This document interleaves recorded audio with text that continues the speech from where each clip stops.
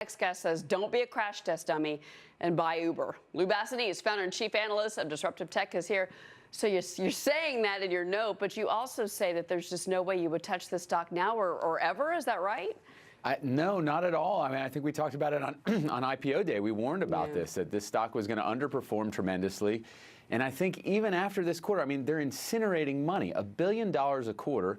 Their growth is slowing, and yet it's still trading at a sky-high valuation. I think there's much more downside to this than there is any potential upside. Yeah, but still we've got the stock, and I think this is the surprising news. It's kind of slightly up in the pre-market. I mean, it's only, 15 cents, but it was real volatile overnight, we should say. It was pretty negative, and then it popped back up. And what's going on with the volatility in the stock? Yeah, look, I think greater fool theory. There's some people here that wishful thinking want Uber to work out.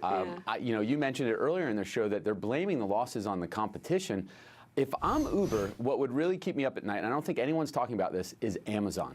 What if Amazon gets in the ride hailing? And that isn't really as far-fetched as it seems, because think about it. Amazon has billions of packages to deliver.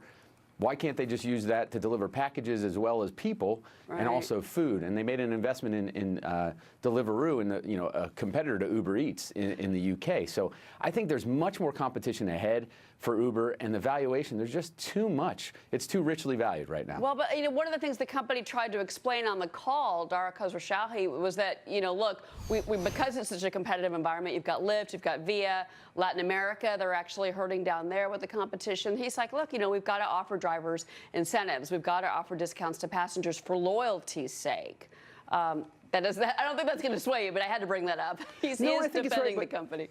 No, and you're not defending it, but he's saying that on one hand, but at the same time, their reporting methods don't reflect that, right? They try and obscure the incentives that they're offering these drivers. Instead of just reporting gap measures, they have these convoluted, confusing ones where you can't even back into what the trends are there. So I think, look, they're all trying smoke and mirrors to make you think it looks better than it is, to justify the valuation that they're at. And right now, there's just a lot of private investors that are still underwater, and now public market investors that are underwater. Yeah, I mean, looking at the stock, it's pretty surprising. It never broke to that 45 level. At the time, though, when you and I talked on the IPO day, we talked about it was bad timing for the market. Lyft had been a mess as an IPO, so that it was just kind of the wrong timing for them to go public. Is there any chance, that 1 week chart is rough as we're looking at our screen on Uber. Is there any chance that if you buy it cheap now, maybe in 5 years, it might be a worthy investment?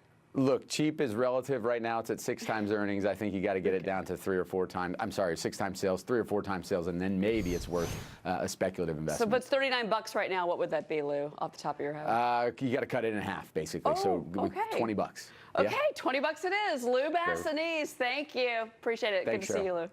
You too. Oh, well, like Lou, investors globally are